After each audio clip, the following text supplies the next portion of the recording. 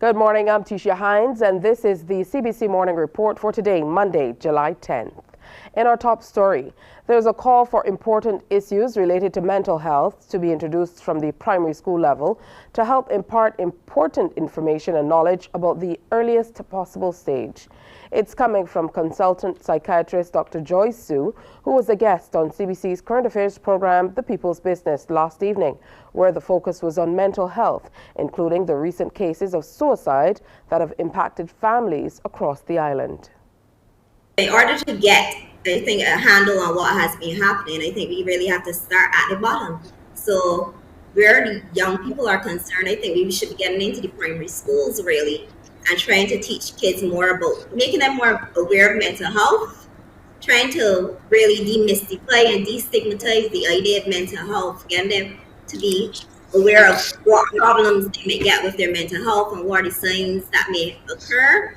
Also getting the teachers and the persons within the school, their parents, also more aware of these things, and helping to teach children how to cope when they face certain challenges from an early age. That's one of the things you can do to help prevent later suicides from occurring. I can say that PAHO is supposed to be doing a mental health literacy training with staff in the schools, and hopefully that will be on board soon, which is aimed at having that kind of intervention started from the primary school level and up. Also, our mental health legislation is dated compared to legislations in other territories. Our legislation is quite updated, but we already started to work towards updating that as well, so that we can get things more in keeping with what is going on in the rest of the world in terms of human rights and so on. So that we can cope with the problems that are occurring now, which obviously wouldn't be the problems that were occurring when this act was first introduced,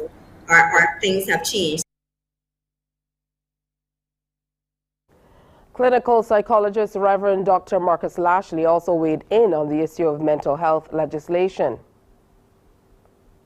We have had attempts at revising our Mental Health Act. Sitting in the office of the Chief Parliamentary Counsel for over 20 years. That is absolutely ridiculous. If we as a nation are taking mental health seriously, then we have to stop revising the revisions and simply get on with passing a new Mental Health Act. It is critical. As Dr. Sue mentioned, there are so many things that have changed in the world, and there are emerging needs that need to be addressed in terms of our legislation. And that we've had such an impact from COVID on mental health of our citizens, then this piece of legislation has to be a priority for this government. We have had successive governments over 20 years who have not been able to pull this through and make it law. So I think that that's, from a policy perspective, that is critical. Meanwhile, Dr. Sue also believes a dedicated suicide hotline must be established as a matter of priority. She says it can be either government-led or private sector-led. A lot of territories have like a dedicated suicide hotline, for instance. We do not. We have some other hotlines that persons can call, but I find that sometimes the message is not out there. People still don't know where they can access the help. So those are some of the problems with actually getting the help. There are means and ways, as I said, of getting the help. You still have the psychiatric hospital, the assessment unit, which is open 24 hours. You have QEH, but persons may not want to go that route. They may not want to go to psychiatric hospital because of the stigma. Some people say they don't want to go to QEH because they got to go through accident emergency. They don't know what the wait period will be. So as I say, their problems are twofold. It's to do with beliefs, and it's to do with problems of access as well. Coming up on the CBC Morning Report, U.S. President Biden is in the UK as part of a three-nation trip.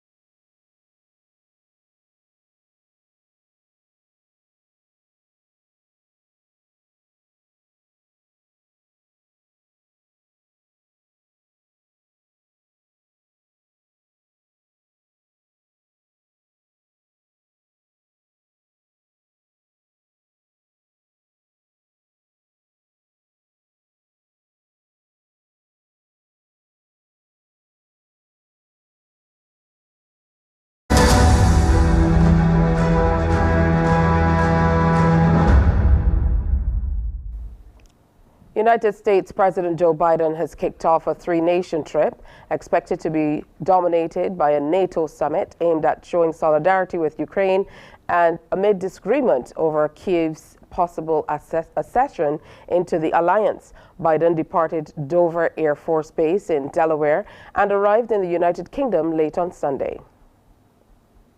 They're expected to discuss the latest developments in the war in Ukraine before heading to Lithuania for a NATO summit on Monday. Sunak is among the critics of Biden's decision to supply cluster bombs to Ukraine.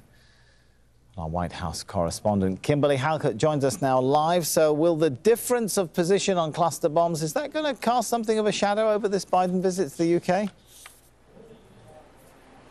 There's no question it's going to, and this is a real friction point in the special relationship, given the fact that there is a strong stance opposing the cluster munitions, not only on the part of the UK Prime Minister, but also on the part of another ally, Germany, Spain as well. And the reason being is it's a violation of not only the Geneva Conventions, but also there is U.S. law opposing it. In fact, the U.S. president had to sign a waiver to include this in the latest weapons package to Ukraine. And we should even note that members of the president's own Democratic Party oppose this because of the adverse effect it has on civilians, often long after the conflict. So this is the concern, and it's certainly going to cast a dark shadow, not just on the meeting that will take place with the UK Prime Minister, but also looking ahead to those meetings in Lithuania with NATO members.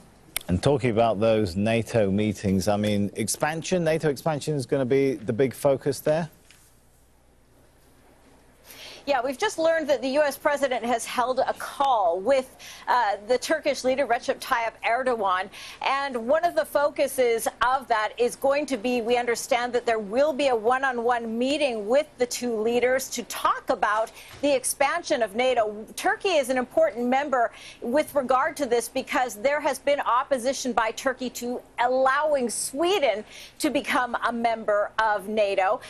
The reason being is that there is concern that there will be a connection between not only that membership, but also the issue of the modernization of the F-16 fleet on the part of Turkey. Turkey believing those two issues should not be connected. The U.S. president believing that they should be connected and wanting to tie those together as he tries to build a consortium between Sweden as well as Turkey and as well as Greece, something he's trying to do on the sidelines in these upcoming talks.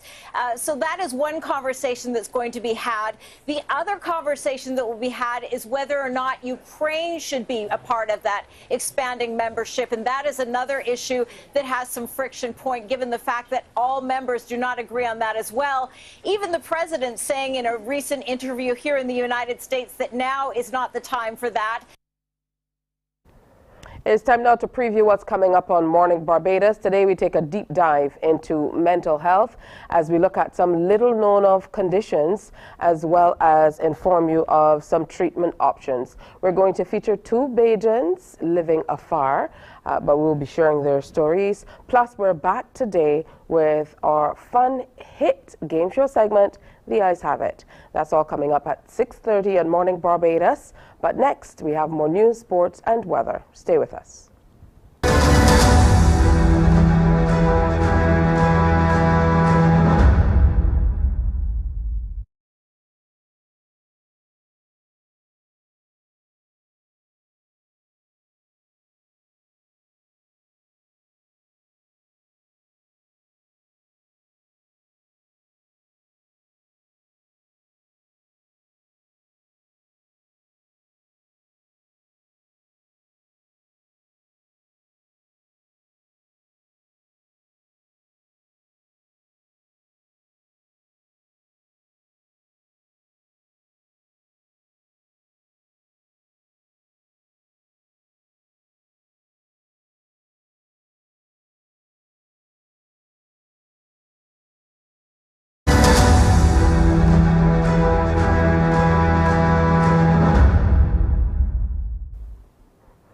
There's a call for an urgent transformation of the global development financial architecture for small island developing states.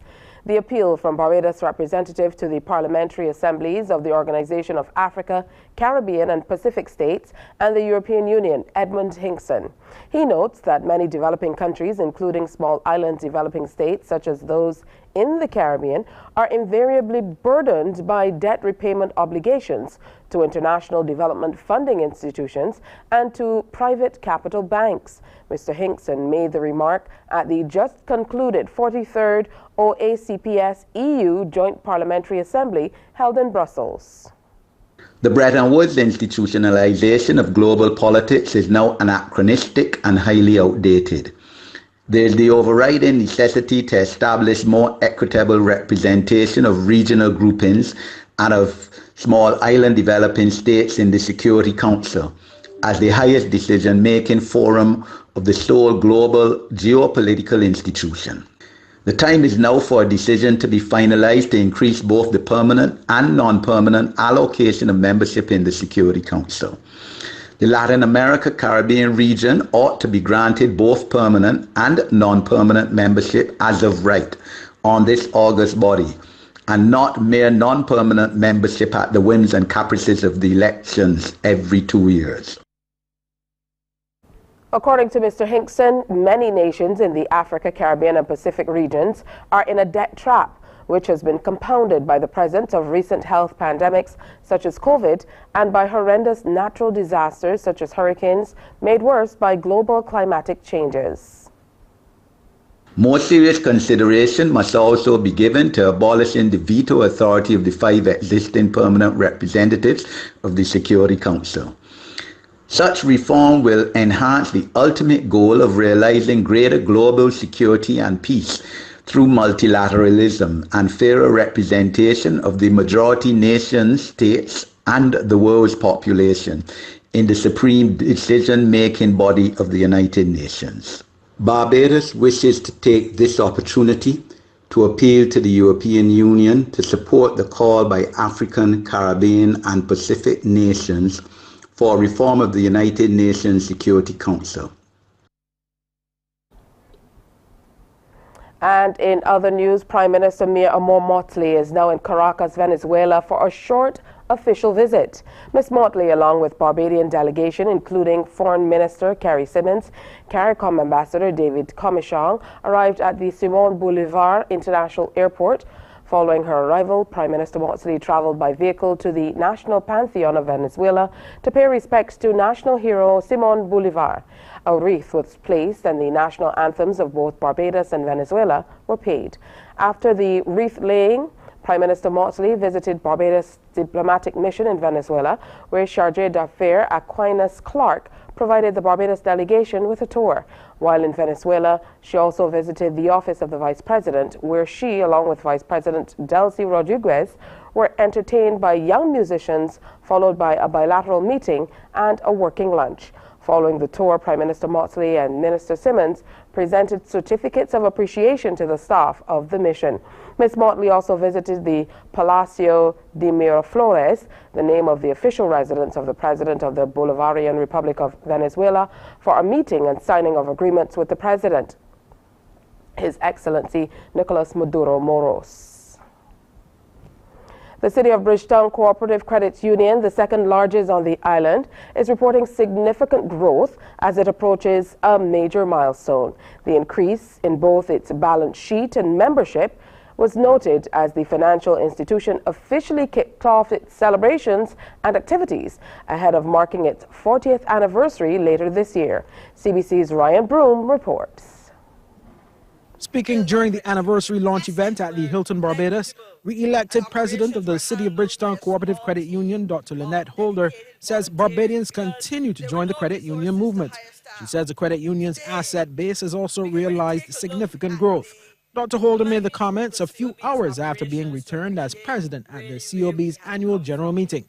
She reflected on the credit union's humble beginnings and its journey to the point it has reached today. Today, where we have 68,000 members, and the numbers are rising every month. From our most negligible assets in 1983, and I mentioned just about 20 years ago, our assets were $1 million, to today's figure, which now stands at $631 million. We operate 4 branches across the island and provide employment for just over 130 persons. Meanwhile, in his brief remarks, Chief Executive Officer of the credit union, Steve Bell, says the anniversary celebrations are being held under the theme, Simply Thank You, as they express gratitude to members and stakeholders for their continued support. On October 20th, our credit union marks its 40th anniversary, and we have determined that it would be an occasion for some reflection and also some celebration. Reflection to better understand and appreciate COB's journey of the past 40 years. Celebration because many outstanding achievements were realized along the way that are definitely worthy of celebration. Meanwhile, the credit union staff and specially invited guests were treated to live entertainment during the launch, including a tuk band and dancers, as well as a performance by the 2022 Beige to the World winner, Tyreek O'Neal.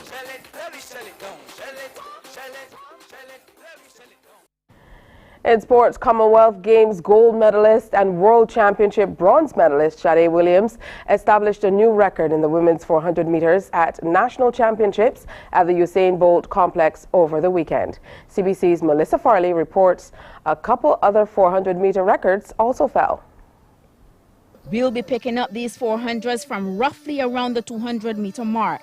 And these are the girls under 18s. It was a clear battle from the start between Ariel Archer and Kadia Rock, as they were the dominant duo in this one. The record time they were chasing was 57.48, as the field pushed hard to do so. But it was Archer and Rock fighting each other for this new mark, and finally it was no more. Record broken. The new time is now 56.56, held now by Archer, as supporters at the Usain Bolt Sports Complex were fully entertained. The boys under 18s followed next, and the one to look for was the youngster wearing red, Kadeen Dowrich Roach, approaching the final 100 meters in lane number 4, sandwiched between Kyron Haynes and Aaron Morris. Roach said, "Watch out," as he eased ahead to clock 59.51 seconds. Up next was the boys under 20s. A tighter pack this one was, all close together. But watch Amir Gustave pulling through in the red and yellow with Simon John and Josiah Paris on his heels. And yet another record could be broken. And so it was by 100th of a second to Gustave. The old time was 48.48 and the new one is now 48.47. On to the women's open dash, a race with Commonwealth gold medalist and World Championship bronze medalist Shade Williams in the lineup. Check her out in lane number 3 in the green outfit. And just watch as she cruised through the race. Good form on show, but she was on one mission: break the record. And so a third time was erased in the 400 meters event. The new time is 51.25. removing the previous 51.48. It was now time for the final 400 meters. The men's open. Look out for Tyreek Johnson in lane number 6 in the white shirt, pushing hard, facing a big challenge by Raheem Tate-Best in lane number 3 and Jaleel Armstrong in lane 4. But Johnson kept focus and held them off to win in 46.89 seconds. All in all, it was a good weekend of action at the National Championships. Melissa Farley, CBC Sports. Time now to take a look at the weather. We know it was raining a little bit earlier. The barometric pressure stands at 1013.3 millibars. It's 27 degrees Celsius. The relative humidity is way up there, 90%, and the winds are blowing out of the east at 33 kilometers per hour. Present temperature partly cloudy with slight haze. Sea conditions for today: smooth to moderate in open water with swells peaking at 2 meters and increasing. Just be careful as you go out on this rainy Monday. Here's a look at how the tides roll in today.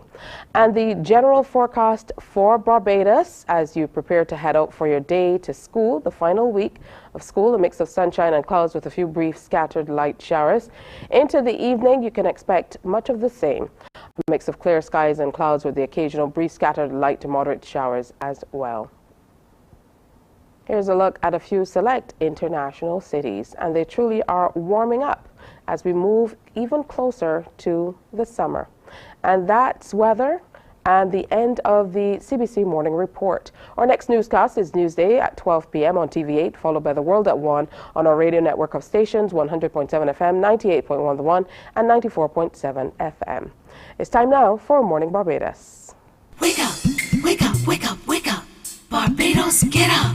Good morning, Barbados, good morning. Good morning to you. Good morning, morning, morning, morning. Good morning to you. Good morning, morning, Barbados, good morning. Good morning to you. Good morning, morning, Barbados, good morning. Wake up, wake up, wake up. Morning to you. It's Monday, July 10th. So good to have you with us on Morning Barbados on this rainy Monday morning. I'm not sure if it's raining all across the island, but we certainly had lots and lots of rain in St. Philip this morning. And on my trip to work, we had some showers as well. So just be careful as you move around. It's wonderful to have you with us. As I mentioned, we have a great show planned for you. I'm Tisha Hines. I'll be here with you until 8 o'clock this morning. And we're going to get the morning started with something very, very interesting. Very topical at this time that we really need to start the discussion on, and this is just really a conversation starter. It's mental health. I'm going to delve into that a little bit later, but before I want to let you know that we have a few very interesting people who are passing through today. Peggy Andrews, a Barbadian living in the U.S., she will be sharing with us in the segment called Beijing Afar, and she's 81 years old. She left Barbados back in 1961 to study nursing, and she definitely is going to have a good time with us. So we're going to be talking about her stint at the Alexandra School and find out a little bit more about her and her life. Also, Michael Leacock, another Barbadian living in the UK, he attended the Christchurch Foundation School, and he immigrated to the UK and joined the British Army when he was 31 years old. He's now going to share with us all that he's been up to and make that link here at home. Also, the program that we started just last week is back this week. We know you've been having lots of fun with it. The Eyes Have It. That is where we take a look at a particular person, and now we're centering the people around the Crop Over Festival. So we take a look, and you just get to peek at the eyes, and you can guess who the eyes belong to, or whose eyes there are. Yeah, it's not as simple as you might think, but I think we were being prepared during COVID, because during COVID, all you could see is eyes, right? I never got accustomed to people wearing masks, I'll be honest. So that is all coming up, and who knows, we might be able to get in a game of Unscramble It a little bit later this morning as well. So all of that is coming up, but over the last few weeks, we've been hearing so much about suicide. It's truly been impacting people across the island. So we really want to hone in on mental health this morning. And for that reason, Russell Mosley, counseling psychologist with Supreme Counseling for Personal Development, is here with us. Good morning to you, Russell. Thank you for waking up so early to share with us. Good morning. My pleasure to wake up this early. Got kids at home, so easy to wake up early. Okay. Well, I feel particularly close to you guys and what you do, because as you know, I've worked with you in the past on certain projects, and we will continue to work together as we move on. But I think that we need to have a conversation so people understand a few fundamental things. Even in the news this morning, we heard Dr. Sue calling for a suicide line. We heard Reverend Dr. Marcus Lashley saying that legislation needs to be looked at. So a real holistic approach needs to be taken. All of those things will take time. What we don't have for people who are suffering through with their mental health is time. That's always a challenge. So let's start at the very beginning. Let's make a differentiation between mental health and what is good mental health and mental illness. I think people automatically think if you say that you're doing a wellness or mental health check, you're suggesting that there's some mental illness. Are the two mutually exclusive? I would say no, they're not. Mental illness, is when you actually have a challenge internally, and where you're actually ill, and so like you have a bunch of disorders that can be diagnosed by psychiatrists. But mental health is more like an everyday thing, and it's something that's an ongoing journey, an ongoing process, and so everything that you do is going to involve your mental wellness. And the idea is that you want to make sure that you're keeping your mental wellness in check. I mean, doing regular daily things that make sure that you're still able to function okay for yourself and for others. And that mental wellness is really the important first step that you can maintain to avoid kind of getting to that really progressed stage of mental illness, or even to the stage where it's like you're feeling that you can't cope with life anymore, you can't cope with the struggles of life. All right, so let's go into that even further. What are some of the things that one can do, and I know it might differ from person to person, to make sure that your mental health is in check, and check on it every day? Yeah, so one thing that I find that is really happening a lot now is that people have almost lost the sense of self. And so like you wake up in the morning, you go through this daily routine of going to work and then coming home, and then there's no time for really evaluating yourself, no time for spending time with yourself. And so quite easily you can feel a little bit lost, losing those hobbies, those things that gave you pleasure earlier on in your life when you felt that you had a little bit more time. And when that happens again, sometimes a lot of people feel maybe isolated. Even sometimes in social settings, they feel like they can't share what's going on with them. And the important thing really is to make sure that you create that time. If you feel like you're losing that time and you find yourself in this kind of rut or this repetitive cycle, so you really want to make a change. You want to actually schedule time to say, okay, well, look, can I go to the beach? Is that something I used to want to do all the time? Can I go out and exercise? And so creating that opportunity to make sure that you're still being able to play even as an adult, getting time outdoors, getting fresh air, getting the body moving, all of these things can contribute to a mentally well person. And that doesn't mean that you don't have bumpy moments or you don't have difficult moments, but the idea is that you want to still make sure that you're able to keep yourself in a state of balance as much as possible, and anything that kind of throws you off balance can potentially be a little bit tricky. Now, it's changed a bit over time. I mean, stigma. It has changed a bit. Mm-hmm. When we wake up and there's a tummy ache, you say there's a tummy ache, and you can kind of gauge what's happening there, and if it intensifies, you might say, okay, I need to go to the doctor. Or if you have a headache, most people will say, I have a headache today. They can go grab some medicine and soothe that. When it comes to mental health and mental wellness, what is there to do? Because, that's the thing for me. We don't usually hear people, like, for me, sometimes I would come in if I feel in a melancholy kind of mood, but people will know because I wear my heart on my sleeve. So if I'm not my usual jovial self, and my viewers too, they would call and say, Tisha, I don't feel like you were yourself today. And sometimes that helps me. But what can people do when they're feeling a sort of melancholy way, or not like themselves, or they're going through something? What can they do, or what should they do? And how do you know when it has reached crisis phase?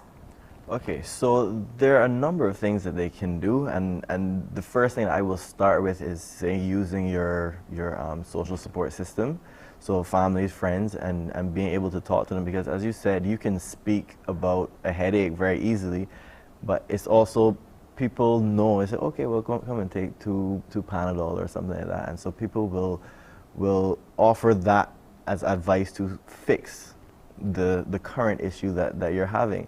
Now, the challenge with mental health and mental wellness is that a lot of times people don't know how, like the support system might not know how to treat the person or how to speak to the person, because at the end of the day, it's not necessarily about fixing, but about listening and understanding, and maybe sometimes offering a little bit of advice. So you have the support system, but then you always go back to those fundamental things about making sure that you're having time for yourself, making sure that you're having time to play, making sure you're having time to exercise, you're making sure you're eating well, making sure you're sleeping well. And when you find that that is not enough, then you might start saying, okay, well, maybe I need to go and talk to a professional, because the idea of a psychologist is that we are meant to be in tune with those little challenges and to kind of try to help guide you to take the action in your life to get it back to that place of balance, that place where you say, okay, well, I'm comfortable here, but not just balance, but also being able to be flexible, because finding balance is like being able to deal with your everyday life. And as you know, like even with issues like COVID, is like sometimes everyday life takes a change, or sometimes you get little spokes that get thrown into the wheel. That's what life does. And we have to also be able to deal with those changes. And so working on balance, maintaining balance, but also working on the flexibility for when things go a little bit off is also very important. And I think that's what a psychologist can do to come in and help. And again, the stigma has changed a little bit, and I think that is definitely good for a lot of individuals, but still it still is there. Even for me personally, sometimes when I want to go to a psychologist, I might get a little bit nervous, but it's something that, it's a normal thing. It's just like a regular checkup or a regular check-in to make sure that you're still functioning on the best level possible for yourself, for your family, and for the people around you. So there's a big anomaly with social media, because you feel like you have friends, or all these people are labeled friends, and you're communicating every day and you're sharing about your life, but you're really not. Right. And they're really not.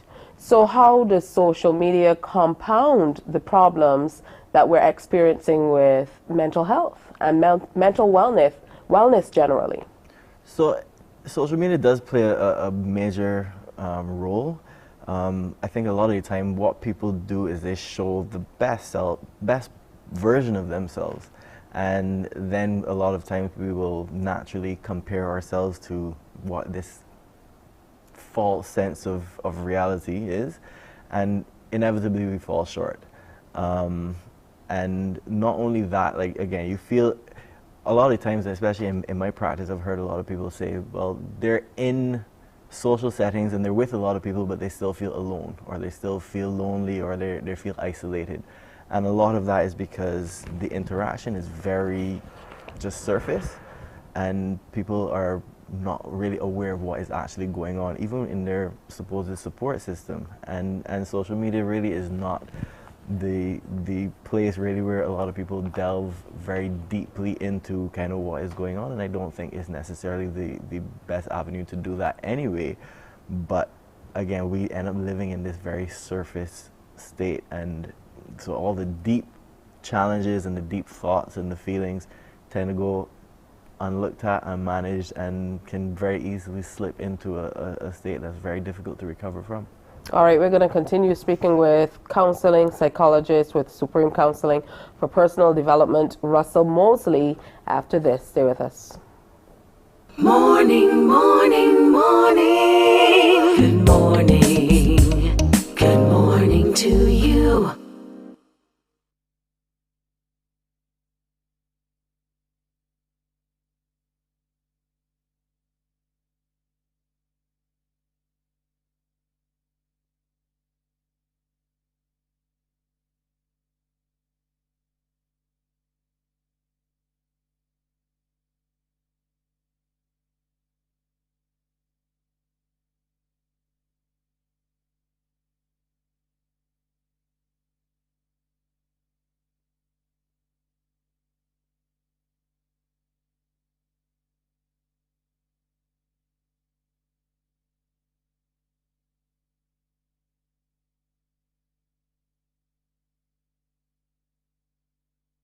Morning, morning, morning. Good morning. Good morning to you. Morning, morning, morning, morning. Good morning. Good morning to you. All right, welcome back. It's already 15 minutes to go before 7 o'clock. It's a typical, Monday morning. I think sometimes for Monday mornings, you have to kind of get into things. You come into the office, things, you have to get accustomed, particularly if you're working with people in the background who had a really good soca weekend because it's crop over. So that's understandable. Today we're talking with Russell Mosley, who's a counseling psychologist. And, I just love your demeanor. I love that, and I mean this is important. So I make reference to that to say that it's important to find who's right for you or your relative or friend. If you want to get that level of counseling, you might have to do a little bit of shopping around to make sure you're comfortable with the person to whom you speak. So how important is it to get the right counselor or the right person to talk to you, even if you are feeling like you need a little help with your health, mental health? Yeah, it's actually really, really important. But the first thing I do is I know it might be even just difficult enough coming to a psychologist, but then it becomes even more difficult saying, okay, well, I want to leave. Maybe you're worried about how that might make the psychologist feel. And the first session in particular, I always tell people, it's like, look, this is your life and it's very important to you to make sure you find someone that fits with you. Every psychologist is going to be different. They're going to have a different demeanor, a different way of going about things. And you have to really feel comfortable and you have to find the one that really is a good fit for you. And again, someone that might be one of the greatest psychologists in the world might not be a good fit for you personally. And you have every right to be able to say, okay, well, thanks. I appreciate you trying to help, but I'm going to go and seek out help from somewhere else.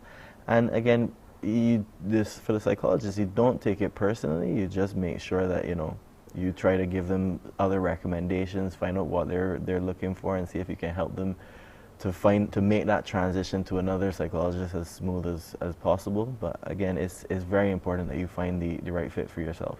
Russell, based on what has happened over the last 2 weeks, we've seen suicide with so many younger people. To your mind, based on what's been happening at Supreme Counseling, with the work you do in the schools and with young people and generally families, what do you think is happening with our younger people that they feel like, they have to go this route, or what might be some of the mental health or wellness challenges they're experiencing? So it's kind of hard to answer that question, but I wouldn't want to try to go into what each of them was feeling, but there's a very strong link between depression and even isolation and suicide, and it is quite common for it to be in younger people.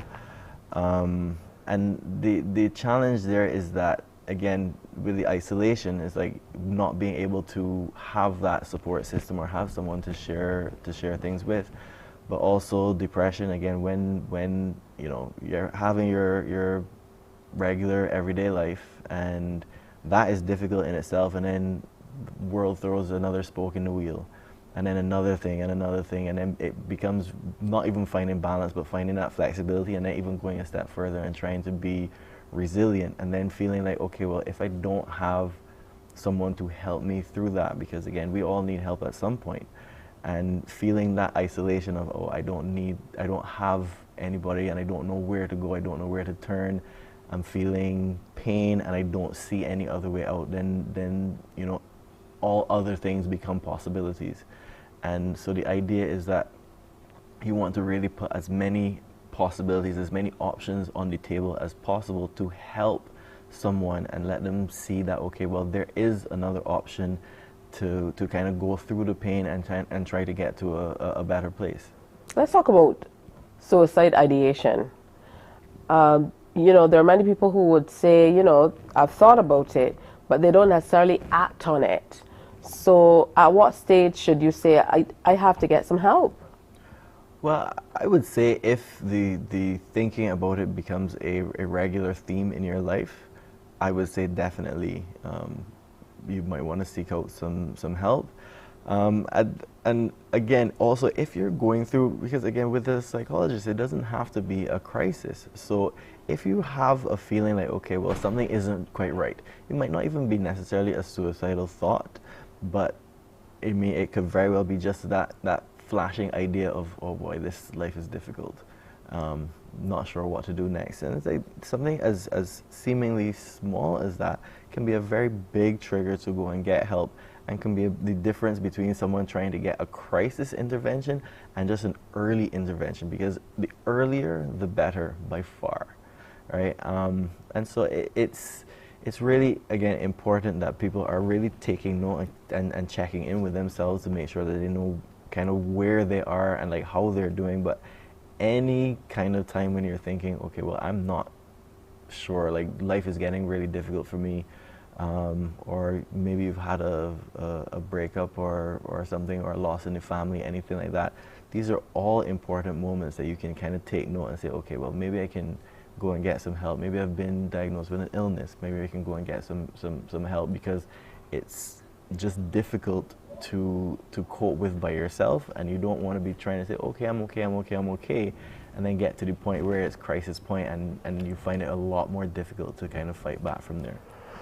All right, most vulnerable groups, who are the people that we should be concerned about most, or are there people that we should be concerned about most? Okay, another tough question. The truth is, I would not necessarily want to single anyone out, and because there's a bit of a strange dynamic, because men in general, younger men under the age of 50, tend to be more likely to commit suicide or to have successful suicide. And when I say successful, meaning that they attempt and they accomplish what they attempted.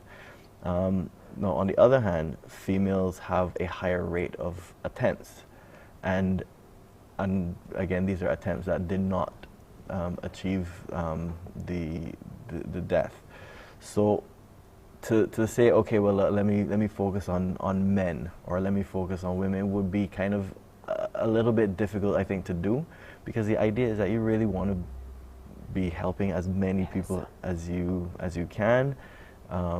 You don't want to be like, okay, well, men commit suicide more often, so let's just target men. Like, a lot of people are struggling, a lot of people are having a difficult time, and I think that just what I think can be targeted is the idea that, okay, well, there is help there for anybody who wants it, anybody who is in Barbados, anyone who's anywhere in the world. It's like there is help available, and it's like you don't have to do it alone. You don't have to feel like, okay, well, this is something that, no one else can listen to. This is something that, that's precisely the reason why we're here, to help to make sure that we can protect people from going down that path of ending their own lives. All right, let's talk about that help. Psychologists versus psychiatrists versus counselors. How do you determine what's right for you, and differentiate for us? Show us the differences in the different titles, or the different people, different roles. Okay, so a psychiatrist is a medical doctor who specializes in psychiatry, which is, again, mental illnesses and mental diseases, disabilities. And again, they have the capacity to prescribe medication and make diagnoses and that kind of thing. A psychologist is more someone who will, more like how we're doing, have a conversation and kind of try to figure out kind of what is causing the issue, trying to understand where the person's coming from, trying to be there as almost like a support system, but not giving them answers. So trying to really empower the individual to find themselves, because I kind of use this analogy all the time, which is kind of the giving someone fish and they'll eat for a day, teaching them how to fish and they'll never go hungry. And so the idea of a psychologist is to really try to empower that person to be able to cope with and put things in place to cope with your everyday life and to cope with the challenges that life brings you outside of that everyday life as well. Counselor, similar, but I think the process towards being just a counselor versus a psychologist is slightly different. But the major difference really is the psychiatrist to the psychologist, where the psychiatrist is actually a medical doctor first.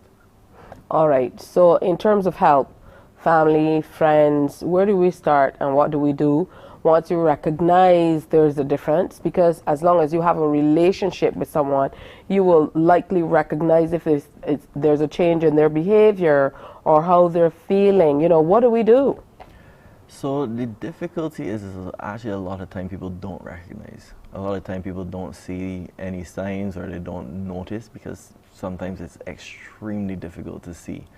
And so the thing is, like, what I would say is continually checking in with friends and being there and not just having those surface conversations, having deeper conversations, because again, you might not notice. A lot of times you say that, well, I didn't know that person was going through anything. I didn't know they were struggling.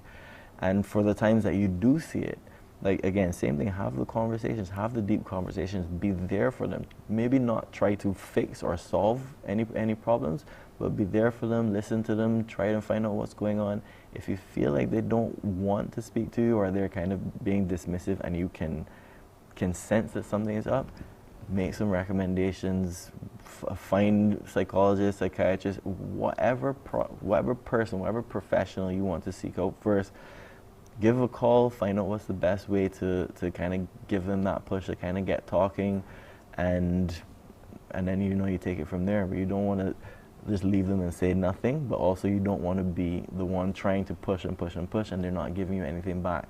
At some point you have to maybe step back and give someone a call and see kind of what I can do really to go forward.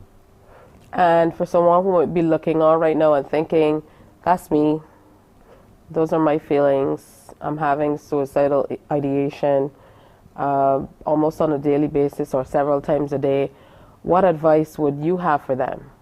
I would say immediately tell someone that you live with, tell someone you're extremely close to, and through that, two of you can, or two or three, or however many of you can go and look and really explore finding a psychologist, finding a psychiatrist, finding some kind of professional to kind of help you to shoulder that burden and to try to really explore how you can really get past this.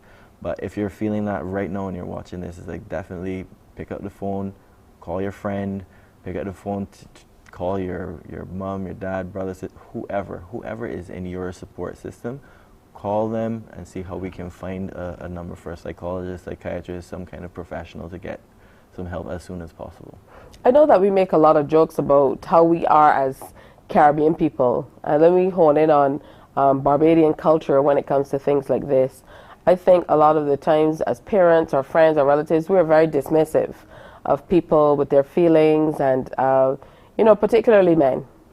So for people who don't necessarily still take it seriously, advice for them on how they respond. So somebody might say, I'm feeling down. I find that we don't necessarily listen in that someone will say, oh, I had the most horrible day.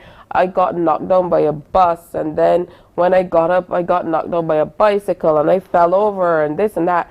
And the other person would say, you think that was bad? And they try to trump everything the other person has said. So they never truly listen or give relevance to what the person has said. So how do we make that better? So I think that's a little bit about awareness. And I think for friends, it's like you have to be aware, and it's hard to say. I mean, it's very easy to say, okay, well, yes, we want you to be more aware, but sometimes people are simply not aware. And for the person who is reaching out to that friend and seeking that help to not get what they wanted from that interaction, to understand, okay, well, I'm not getting it from here, maybe it might be best for me to go to a professional because I want that support. And again, you don't have to think it's a major thing. You don't have to think that this is a a mountain, because sometimes we minimize what we're going through to try to seem okay. Yeah. And I wouldn't want anyone to do that. It's Yeah. like, if you feel like you're going through something and your support system isn't giving you the feedback that you feel like you need, straight to a professional. If even later on, what the professional might help you to do is to communicate to that support system how to respond in a case where, you know, someone is trying to share with you, right? Just listen, accept, and not try to, again, trump the other person. Oh, my thing is worse than yours, because we don't really want to get into that comparing game, because what I'm going through is what I'm going through, and what you're going through is what you're going through. It's true. Thank you so much, Russell Mosley, counseling psychologist with Supreme Counseling for Personal Development. If you need some help, you should absolutely reach out. All right. Hey, it's just after 7 o'clock. It's time for us to update you on the news. Morning, morning, morning. Good morning. Good morning to you.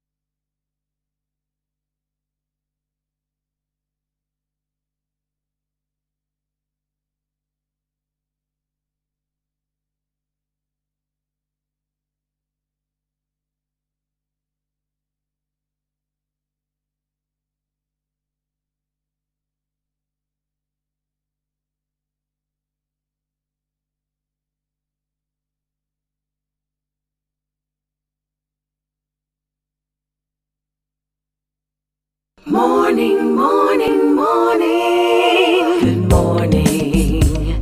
Good morning to you. Heading up to 3 minutes now after 7 o'clock, it's time for us to update you on the news. There's a call this morning for important issues related to mental health to be introduced from the primary school level to help impart important information and knowledge at the earliest possible stage. It's coming from consultant psychiatrist Dr. Joy Sue, who was a guest on CBC's current affairs program, The People's Business, last evening, where the focus was on mental health, including the recent cases of suicide that have impacted families across the island. In order to get, I think, a handle on what has been happening, I think we really have to start at the bottom. So where the young people are concerned, I think we should be getting into the primary schools really and trying to teach kids more about, making them more aware of mental health, trying to really demystify and destigmatize the idea of mental health, getting them to be aware of what problems they may get with their mental health and what are the signs that may occur. Also getting the teachers and the persons within the school, their parents, also more aware of these things, and helping to teach children how to cope when they face certain challenges from an early age. That's one of the things you can do to help prevent later suicides from occurring. I can say that PAHO is supposed to be doing a mental health literacy training with staff in the schools, and hopefully that will be on board soon, which is aimed at having that kind of intervention started from the primary school level and up. Also, our mental health legislation is dated compared to legislations in other territories. Our legislation is quite outdated, but we already started to work towards updating that as well, so that we can get things more in keeping with what is going on in the rest of the world in terms of human rights and so on. So that we can cope with the problems that are occurring now, which obviously wouldn't be the problems that were occurring when this act was first introduced. Our things have changed. Clinical psychologist Reverend Dr. Marcus Lashley was also on the panel, and he weighed in on the issue of mental health legislation. We have had attempts at revising our Mental Health Act sitting in the office of the Chief Parliamentary Council for over 20 years. That is absolutely ridiculous. If we as a nation are taking mental health seriously, then we have to stop revising the revisions and simply get on with passing a new mental health act. It is critical. As Dr. Sue mentioned, there are so many things that have changed in the world, and there are emerging needs that need to be addressed in terms of our legislation. And that we've had such an impact from COVID on mental health of our citizens, then this piece of legislation has to be a priority for this government. We have had successive governments over 20 years who have not been able to pull this through and make it law. So I think that that's, from a policy perspective, that is critical. Meanwhile, Dr. Sue also believes a dedicated suicide hotline must be established as a priority. She says it can be either government-led or private sector-led. A lot of territories have like a dedicated suicide hotline, for instance. We do not. We have some other hotlines that persons can call. But I find that sometimes the message is not out there. People still don't know where they can access the help. So those are some of the problems with actually getting the help. There are means and ways, as I said, of getting the help. You still have the psychiatric hospital, the assessment unit, which is open 24 hours. You have QEH, but persons may not want to go that route. They may not want to go to psychiatric hospital because of the stigma. Some people say they don't want to go to QEH because they got to go through accident emergency. They don't know what the wait period will be. So as I say, their problems are twofold. It's to do with beliefs and it's to do with problems of access as well. There's a call for an urgent transformation of the global development financial architecture for small island developing states. The appeal from Barbados representative to the parliamentary assemblies of the Organization of Africa, Caribbean and Pacific States and the European Union, Edmund Hinkson. He notes that many developing countries, including small island developing states, such as those in the Caribbean, are invariably burdened by debt repayment obligations to international development funding institutions and private capital banks. Mr. Hinkson made the remark at the just concluded 43rd OACPS EU Joint Parliamentary Assembly held in Brussels. The Bretton Woods institutionalization of global politics is now anachronistic and highly outdated.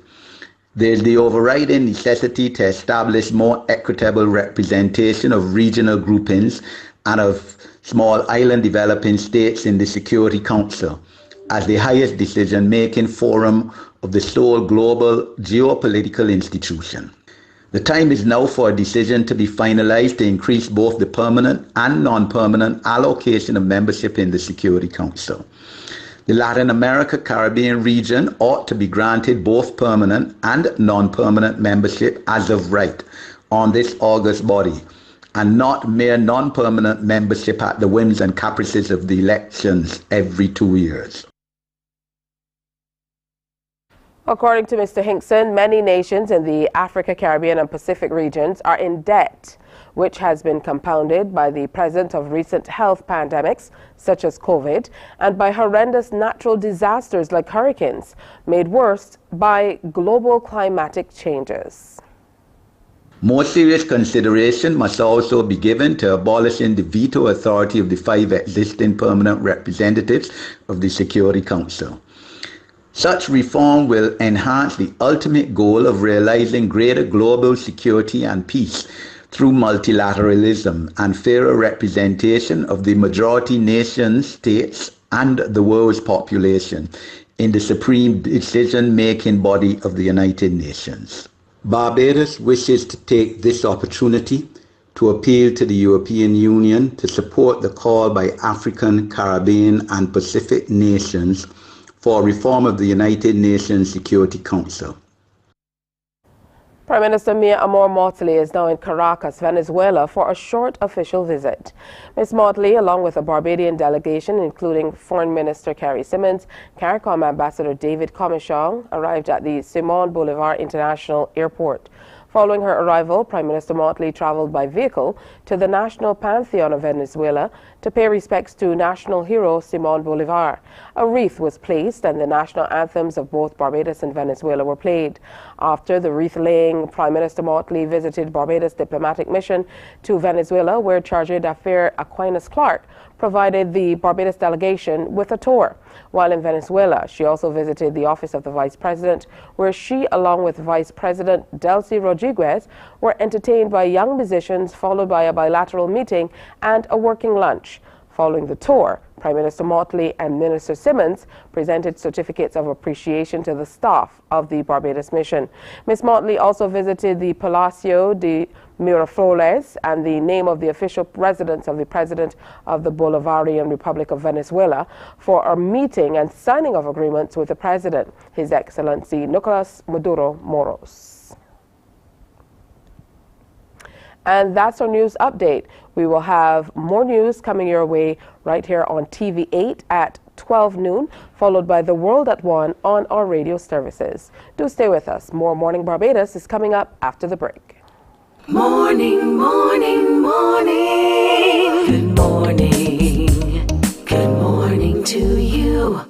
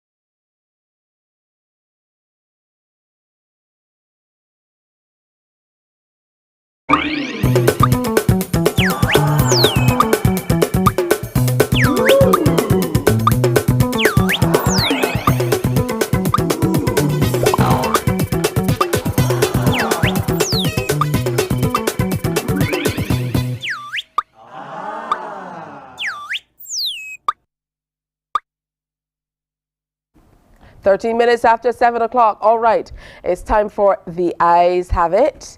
I'm wondering if you can guess whose eyes these are today. The clues are pretty easy. You're going to guess it when I give you the first clue. So can you tell whose eyes these are? I mean, like, this is so simple. I don't even have to give clues. I don't think I should give you clues. Yeah, these eyes are easy to figure out. Okay, I have to give a clue. Now, she was the female lead vocalist in several popular local bands, including one called, the answer's gone, Coalition.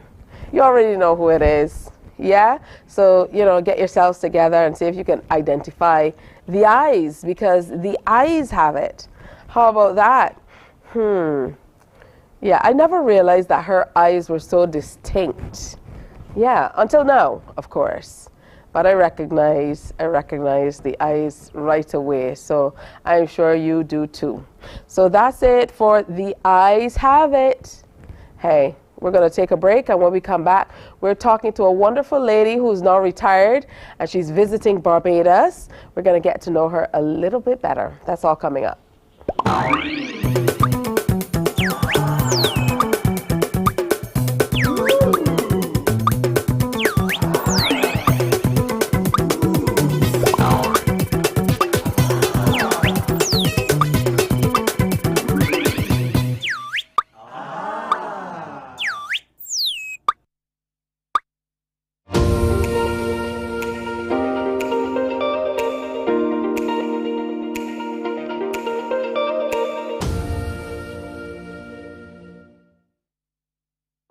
Hold back a little bit more. Good morning and welcome back. I've already started the conversation with this beautiful lady who is sharing with me this morning, Peggy Andrews. And Peggy, they say that she's a Barbadian living in the U.S., but she's here almost every year, so let's leave it at just Barbadian. Good morning, Peggy, and welcome.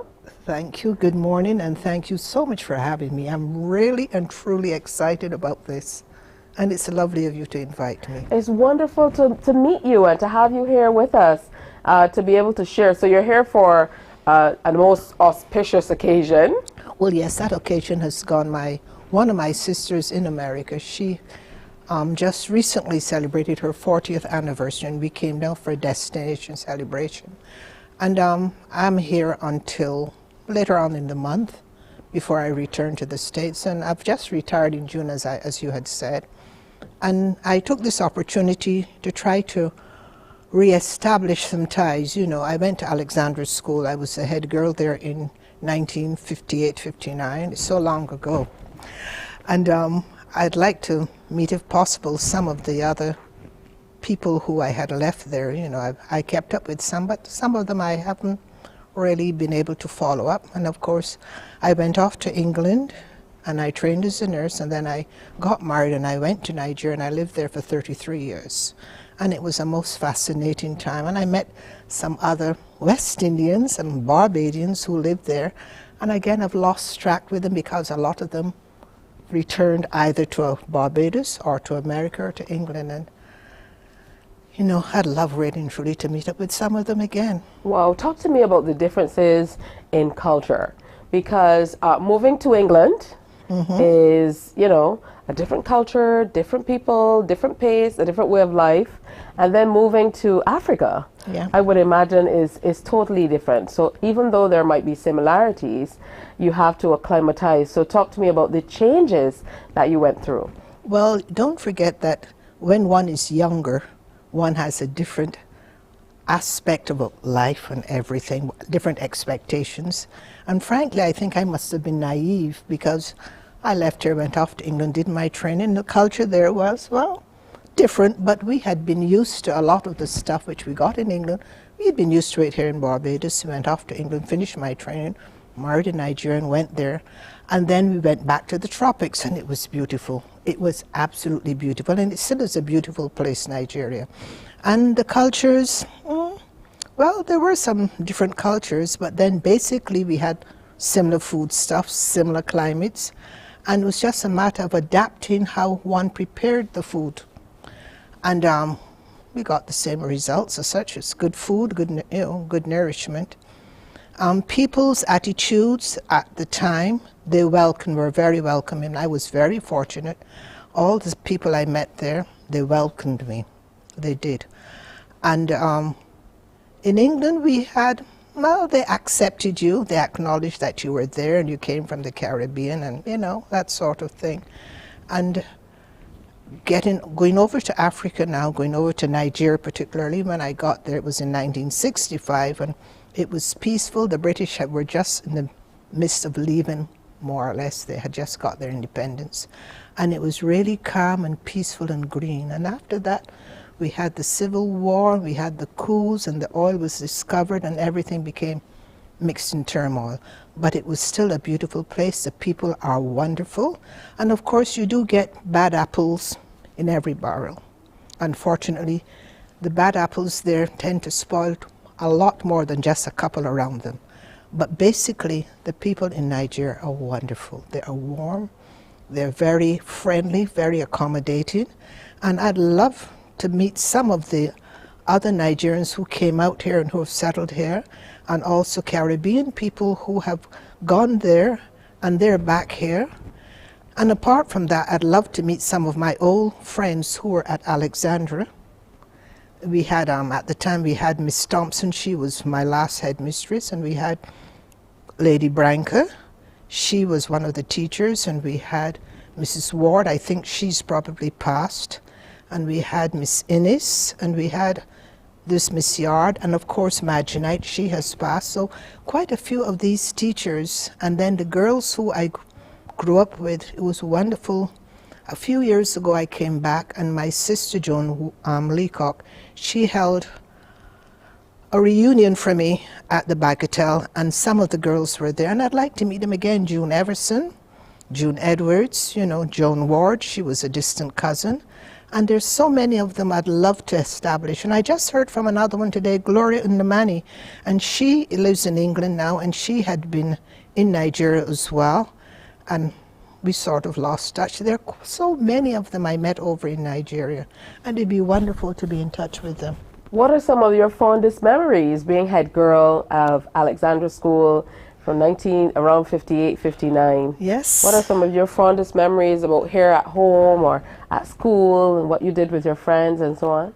Well, to be honest, when I was at school, that was my life, because I was brought up in a very strict environment. So when I went to school, that's where I lived. I lived my best days there.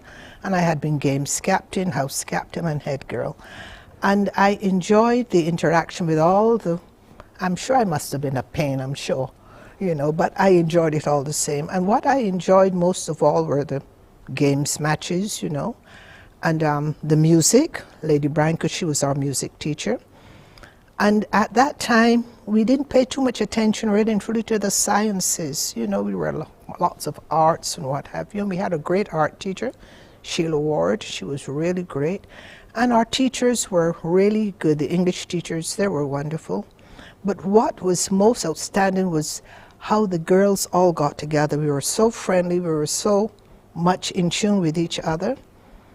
And I left there and I went away and I didn't keep in touch with them, and I'm sorry about that. I wish I had. I wish I had.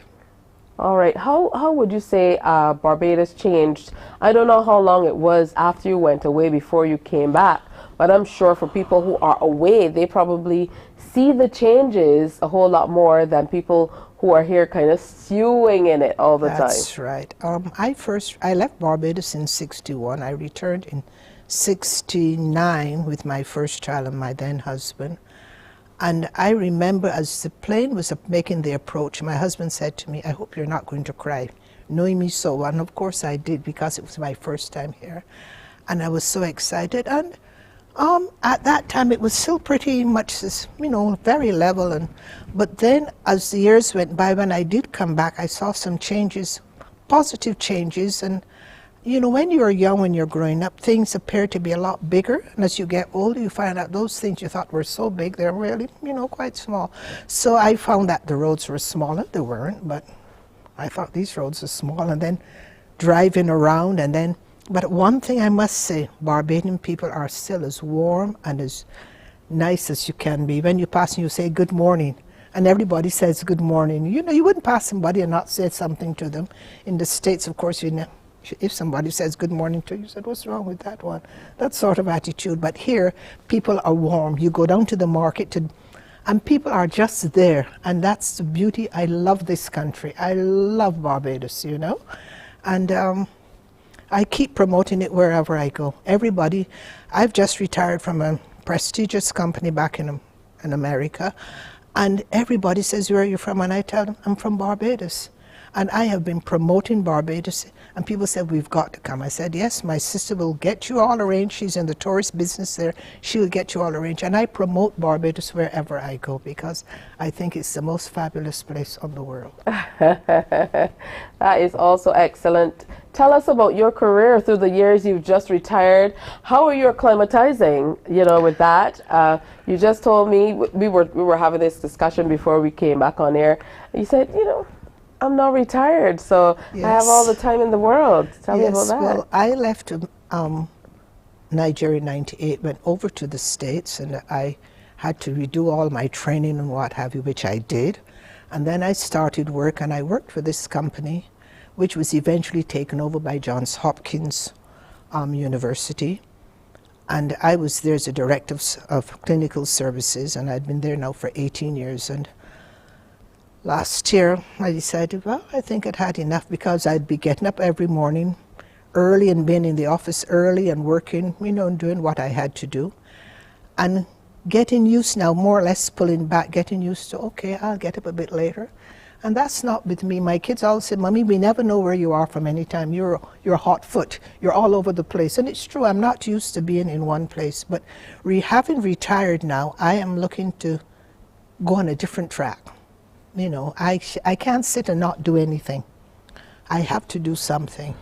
So I'm looking forward to retirement and all the challenges and of course I'd like to travel a bit more, and I plan on doing that.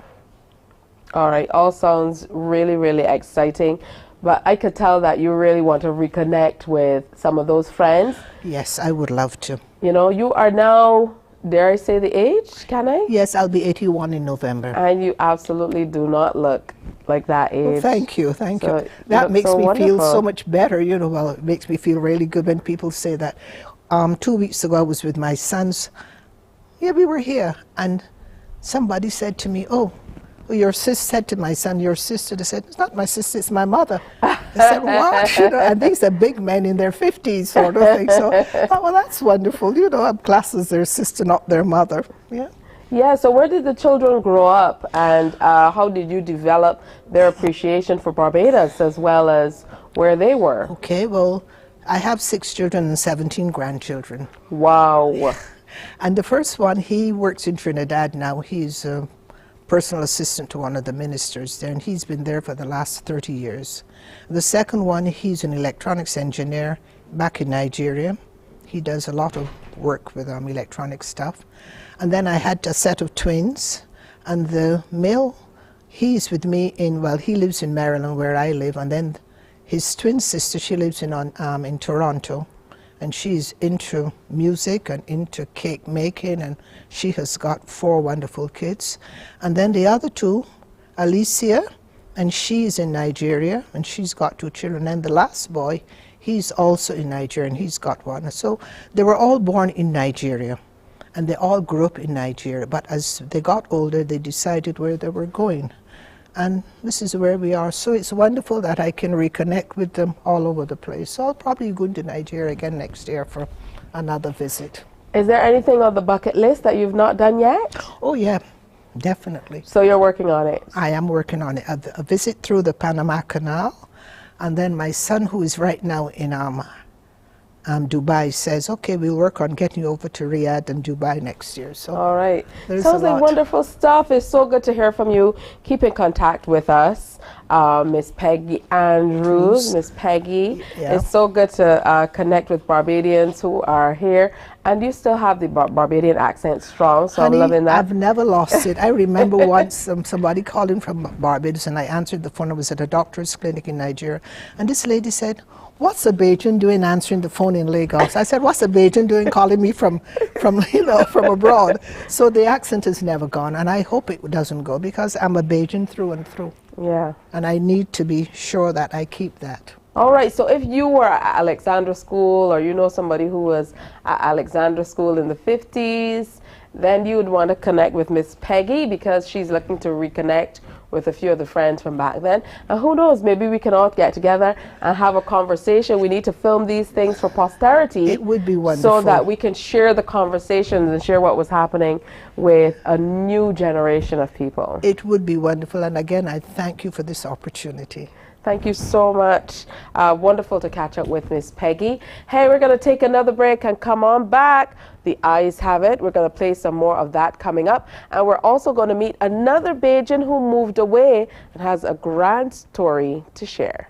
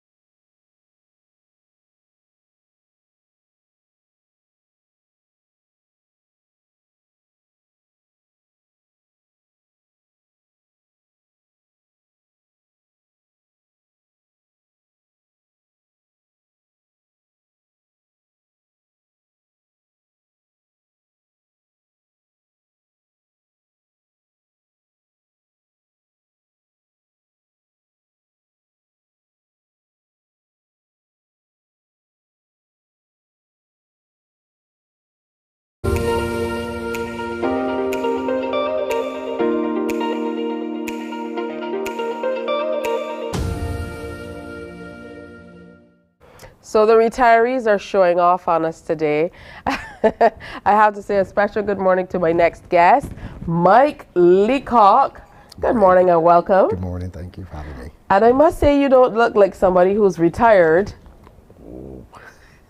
Yeah. You get that a lot, yes? Yeah, I'm 52 going 53. All right, so talk to me about moving away from Barbados, because you moved away from Barbados and took up a stint in the Army. Yes, I left Barbados in it was 2000 on an assignment for foreign government.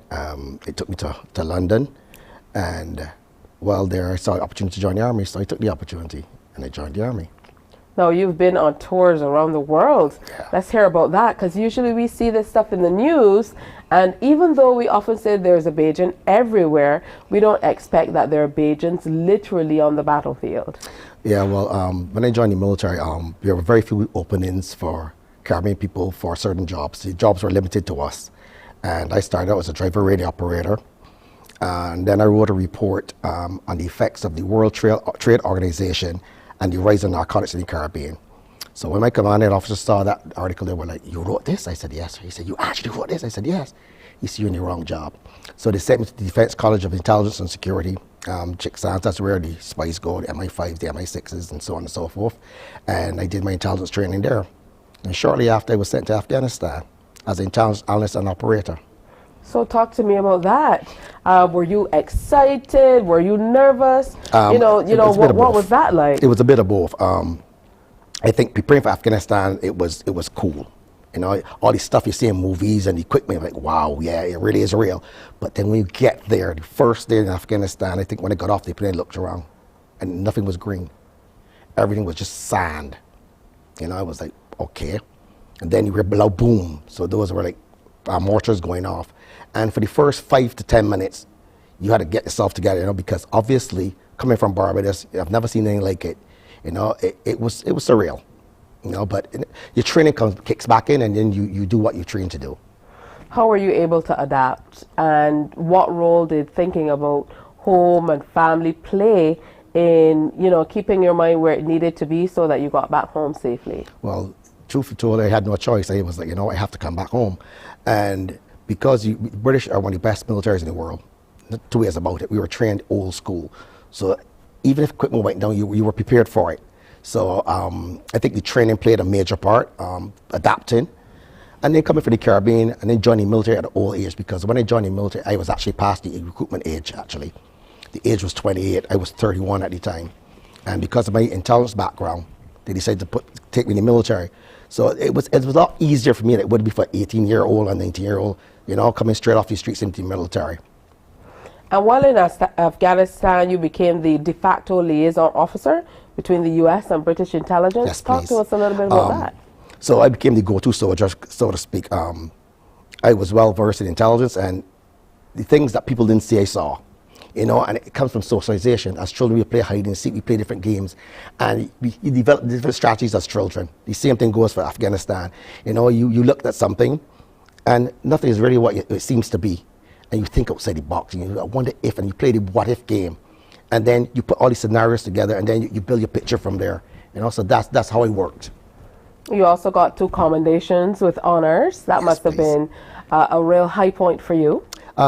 Yes, because, you know, born being black and non-British at the time, you know, it was like, this don't happen. And I think a lot of people even thought I was American because they used to call me American Mike. Because, yes, the British used to call me American Mike because, you know, it was like the Americans always sent for me. At one stage, these officers were looking for this guy, Mike. They thought he was Jamaican, actually. They said, we hear this guy in intelligence. He's really, really hot. We want to meet this guy. When they came down to my office now, and I was like, so where's this Jamaican guy, Mr. Leacock, you know, this intelligence operator, where is he? My boss said, don't call him Jamaican, he's from Barbados. I said, I'm here, sir. And he was like, nice to meet you. And they were shocked because, again, they wasn't looking for a black guy. Because it is not the norm for black people to do intelligence in England. When I went to Defense College, there were no black people. There were none. Not even the cleaners were black. There were no black people. What did that do to you? Because coming from a place where people who look like you are a majority, to moving to a place or going into even a school where you now are the minority, you know, what did that do to you in terms of your thinking and how you felt? Psychologically, you can be daunted by it. But when you look at the bigger picture, say, well, look, you know what? I'm special. I am here and looking around. It's what they want of me. So that's how I had to take it. If I took it any other way, it would have been problems. I would not have been able to do as well as I did. That's the honest truth. Because you looked around everywhere and it was just no one. How have you been able to adapt coming out of a life in the military? We hear a lot about people who suffer through things like PTSD, post-traumatic stress disorder, you know, reacclimatizing, not to not waking up to shell shocks and not waking up to all of these places that are at war. How have you been able to kind of reacclimatize and move yourself away from that life in the military to just being Mike, the retired guy, not Jamaican Mike anymore, but Bajan Mike? It's not easy because the military will never leave you. Once a soldier, always a soldier. You don't get rid of it. However, I think the plus for me is because of my maturity at 31. Usually most people are ready to leave the army at 31, 32. That's when I went in. So I went in very mature, you know. I've seen a lot. Coming from an intelligence background already, working in intelligence with different agencies around the world, you know, it was a lot easier to transition back. However, the downside is when you see things happen in your country, you know, but look, why is this happening? This shouldn't happen. You know, we didn't do the groundwork, you know, then it bothers you. You know, even like the gun situation we have, you know, looking at it, people keep saying, what are we going to do, what are we going to do? It's simple. One, we need the political will. And you can't put a fox to watch chickens. It ain't going to work. So don't care what agency we create, if we are still using the same people, you know, you're doing nothing. You know, we need to look at the bigger picture. We need to think outside the box. We need to do it the rest of the world and up our game because intelligence is crucial. But if we have a system where nobody understands secrecy, nobody understands intelligence, we just go around in circles, you know, you're just spinning the wheel. All right, so you are laying down the gauntlet. You are saying, I am offering my services, I'm here. Is that what we're dealing with today? Yes, in a sense. However, you know, I often say a king has no honor in this country. And unfortunately, a lot of people get intimidated. People think you're coming to take my job. And people get comfortable in their positions. People don't like their little world disrupted. Unfortunately for us, that has gotten us to where we are right now. Being relaxed, being, you know, about complacent. Complacent. There's a certain level of complacency, yes. You're right. We need to get up and say, you know what, we need to stop waiting for things to happen and then react. We're too reactive. We're not proactive. Yeah. In the military, we didn't wait for a man to blow up someplace. We knew who the players were. We knew where you lived. You know what? We put you under surveillance. And then what we do, we execute before you actually did it. You know, prevention is better than cure. We always used to say in Barbados, but I find that we wait till something happens, or we don't want to take that chance because, you know what, it's not politically correct, or it's like, this is my job. But we need to realize that we need to change the game now. Times have changed. You know, criminals have changed. The dynamics have changed. The battlefield has changed. So we need to change with it. The only thing that's constant is change. This is true. Mike, what are you doing in your retirement? You most certainly are not only reading news headlines and saying, come on, we need to amp this up. You know, what are you doing to pass your time? Well, I do some work for Jose and Jose. I now the process of opening our little restaurant. You know, so I keep myself busy. That's a little different. Yeah. A restaurant, so can you cook? Or are you going to be managing the place? Well, tell me about that. I can cook, yes, but I'm not going to be cooking there. I'm not going to be cooking there for sure. I cook to suit my guests. But yeah, it's a little project I was looking at, and you know, I think that it keeps me busy. I also have a lot of birds, a lot of parrots, and dogs, so I spend my time keep myself busy. So you're an animal person? Yes, I love animals. All right, that's good stuff. Did we talk about what it was like reacclimatizing, coming back home? Because Barbados is a totally different pace from the US and the UK and a life in the military, I would imagine. Yeah, it's a little frustrating at times. Things take too long to happen. And that's the truth. And it don't need to be that way. Before I came back, I called a friend of mine. He's an intelligence officer as well, senior intelligence officer. And he said to me, Mike, listen to me carefully. I'm telling you, you're going to be routinely frustrated. People can get scared of you, so expect it. And I was like, he's talking rubbish, man. Well, I live to see he's telling the truth. People fear people coming back home with a lot with expertise that they don't have or skill set that people aspire to have. What happens here is we have a lot of people who are trained via internet or via book, and they lack the actual battlefield or the ground experience, and people, really try to avoid you because, like I said before, nobody wants their little world disrupted. People get comfortable in the job they have, they want to keep that job, and they see you more as a threat, more as a help. You know, I once said to a guy who interviewed me, I said to him, but why you think that I can't do this job? And he said to me, the only job available is my job, and it's not for grabs. Wow. So you see, that's the kind of mentality you meet. I said to him on leaving the interview, I said to him, but you're not a smart man, because what I would have done is I would have used me, make myself and make me look good. Yeah. You know, but that's how we are. And I know with time we probably will change, hopefully. But I think that the way we think now is the reason why we're in the position we are in. We still, behind the eighth ball, and we need to really up our game. The gun situation is not going to go away. You know, we are scared because we need to follow the money, we need to follow the trail, and sometimes we don't like where it leads. And that's the problem with us. We don't want to upset certain people. We don't want the status quo. We like to keep ourselves in line. However, if we need to solve the problem, we need to follow the money. We need to follow where it takes us. We need to follow where the guns take us. And we can't pick and choose who, where, when, and how. If you follow it to the letter, we get the problem solved. All right, so getting a little intelligence. We're going to have to start a spy segment with you. In terms of, what you've been through and how you've lived, where you've been, I want you to share, a most memorable occasion or story with us that stays with you even today. Let's see. I think the most memorable for me is coming back from Afghanistan. I came through, we had to stop in Romania. We lost a lot of hydraulic fluid and we couldn't make it back to the UK. So we diverted through Muscat and then we ended up in Romania. On leaving Romania, it was coming to Christmas and they wanted to get home because we got 2 weeks off from war, vacation, and they wanted to come home really bad. So I couldn't get home. So I met some guys from Special Forces and they said, where you going? I said, I want to get them to Barbados. The guy said, follow us. Through the airport uniform, on a plane, ended up in Poland. From Poland to Gatwick. On reaching Gatwick, it was a memorable moment. Everybody just stood and started clapping. It was like, what are these people clapping at? So I thought the Prime Minister, he was actually coming through. I was looking, where's people clapping at? A man came and started pulling my bag. I was like, ho. So then he said to me, no, my brother's in Afghanistan. I said, yes, I know. They took my bag, my breakfast at McDonald's. They didn't let me pay for it. I mean, it was so real. And everybody just, morning, sir. Thank you for serving our country. And it was. Then they put me from economy class to first class. It was awesome. It was awesome. I really felt that, what we did out there was worth it. Unfortunately for us, left the girls and the women in a quagmire and very vulnerable.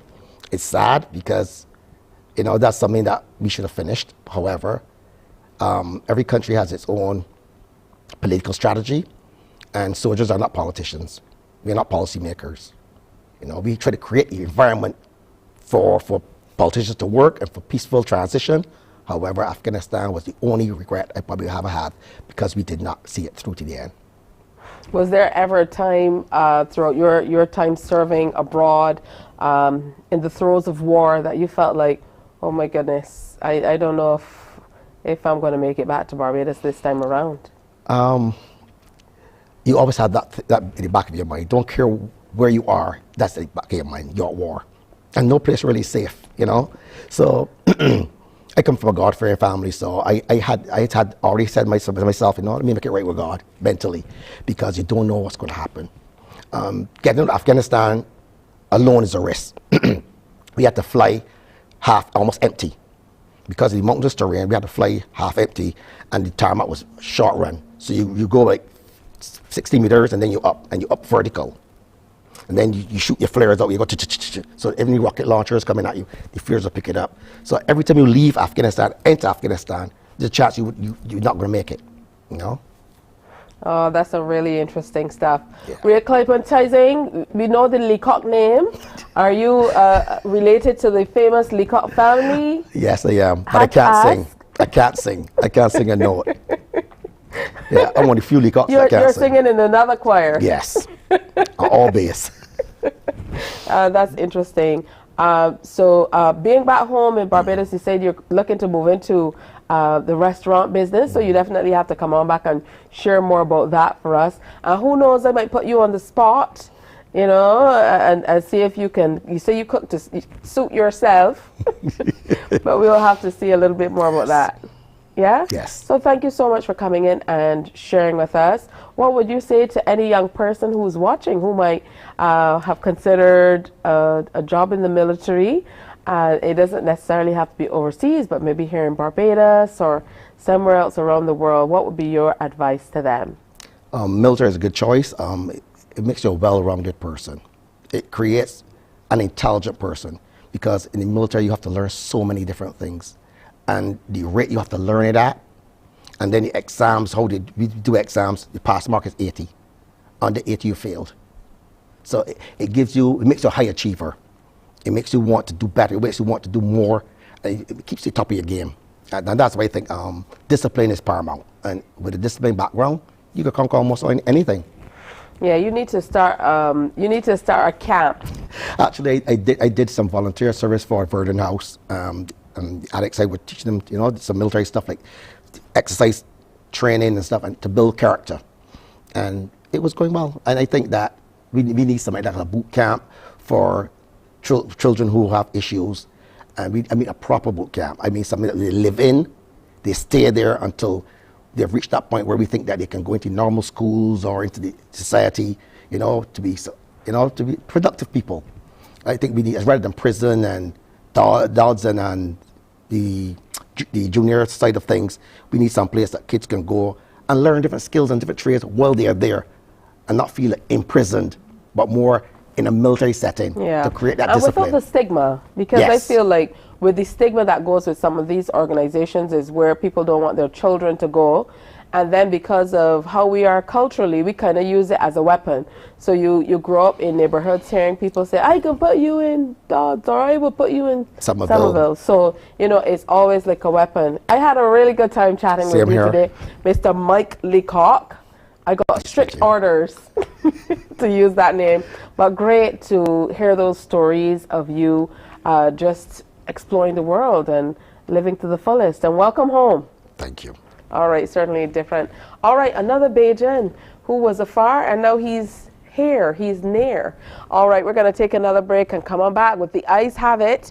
We're also going to take a few calls to see if you can recognize who those eyes belong to. Stay with us.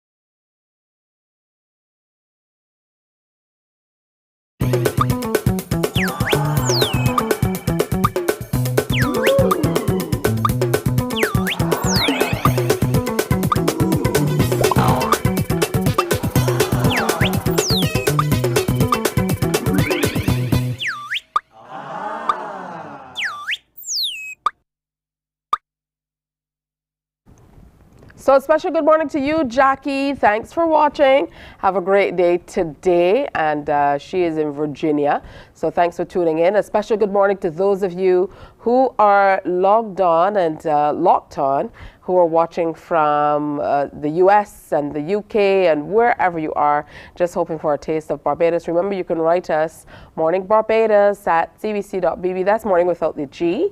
And share with us. We want to connect with you and find out where you are and what you're doing and how you're doing. That, of course, is the role of CBC, to make sure that we connect those of you where you are to those of us who are here at home. It's time to play The Eyes Have It once again. We're going to share the eyes with you one more time. And if you don't know, now this person has a song where she constantly talks about wrong names. Yeah. Do you know who it is? Can you guess whose eyes these are? If you can, call us up, 228-5562. I'm calling radio numbers. 228-5562 or 228-5563. And let me know who it is, where you're calling me from, and see if you can guess whose eyes we are looking at. Look deep into the eyes and see if you can tell us whose eyes they are. It's a good way to get you going on this Monday morning. And I know you're at home saying, I know that. I know who it is. So call me and tell us.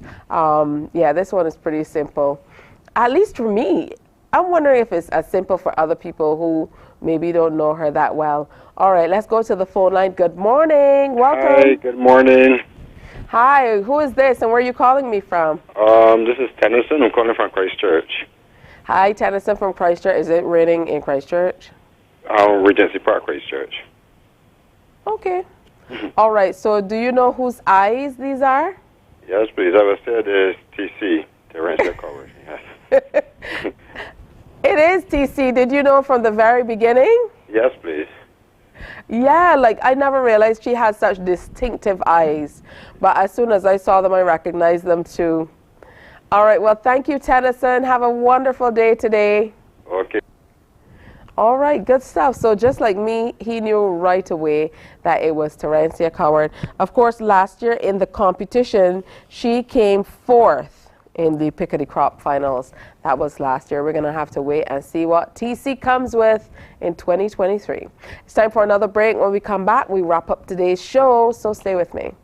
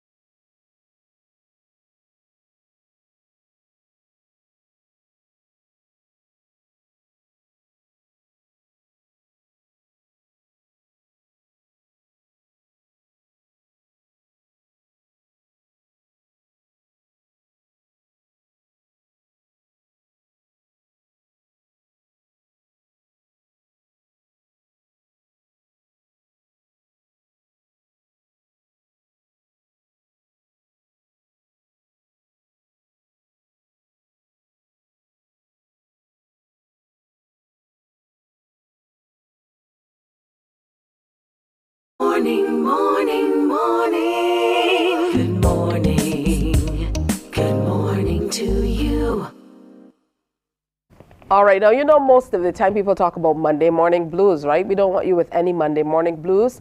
So we want to get you in a light mood, you know, moving those shoulders, moving the head, whatever you need to do. So let's play a little game of Unscramble It. All right, so unscramble this.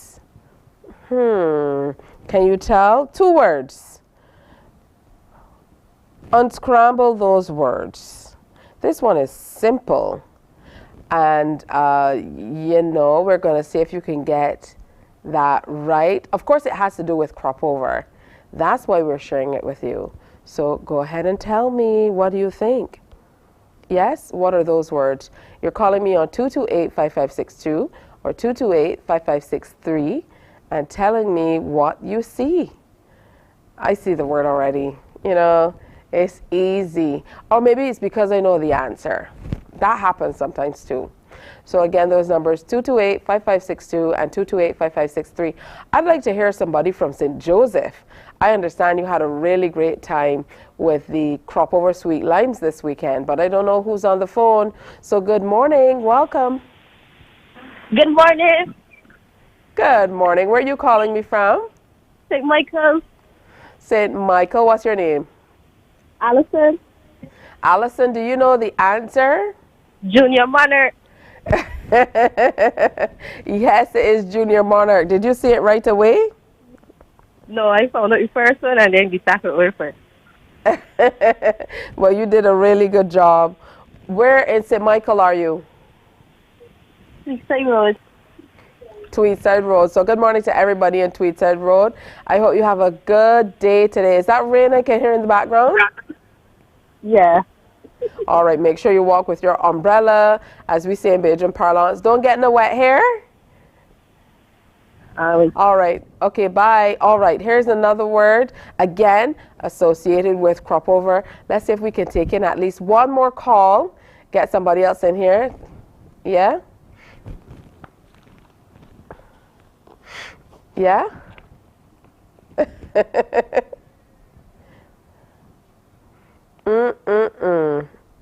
All right, so now you can try it, 228-5562, 228-5563, and don't be fooled. Don't be fooled, because I think what you're thinking is probably not it. Yeah, remember the clue, crop over. All right, let's take a call. Good morning, welcome.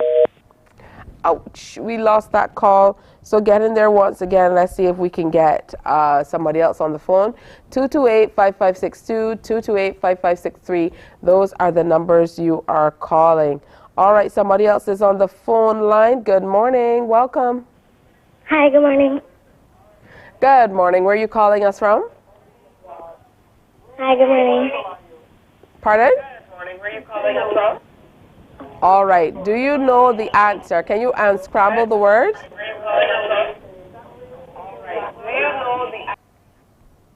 Hello? Oh dear, we lost that call. Yeah. Don't listen to the television when you call us, because there's a bit of a delay, so you'll become, you're going to get a little confused. All right, back to the phone line. Good morning. Hi, good morning. Good morning. Where are you calling me from? I'm calling from St. Michael. All St. Michael today. I love it. All right. Do you know the answer? Can you unscramble this word? Yes, I can. It's pandemonium. It is pandemonium. But when you look at it at first, what does it look like? It looks like DM pneumonia or some nonsense like that. That's right. Thank you for calling in. It is pandemonium. Are you heading out to pandemonium? Oh, she's gone. All right, but that was a good exercise for the brain.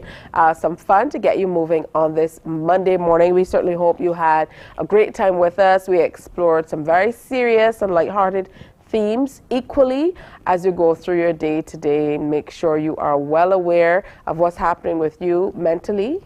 It's important to check on your mental wellness every single day, and do that for the people around you as well. That's important too.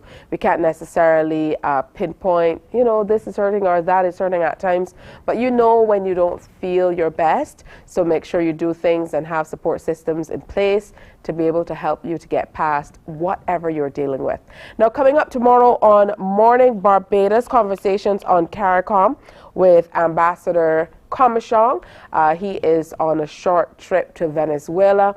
We're going to hear a lot more about what's happening, and also following up with the 50th anniversary celebrations of CARICOM, following all of the pomp and ceremony in Trinidad and Tobago last week for the official 50th day celebration and the 45th Heads of Government Conference as well. Tomorrow, Barbados Trust Fund Limited will be in to tell us more about what they're offering and how they're helping entrepreneurs, and how you, if you have a great business idea, how you can get on board with them. And we have a whole lot more. So that's all coming up on the Tuesday edition of Morning Barbados. Be sure to stay with us. Today on TV8, there's a new game show called Piece of the Pie, where you get to win as well, and you don't know where it's coming because it's throughout the day. So keep on viewing. Have a great day as you go about your day. Remember to wear your smiles, and come on back tomorrow on behalf of the crew. Bye-bye. Wake up, wake up, wake up, wake up. Barbados, get up. Good morning.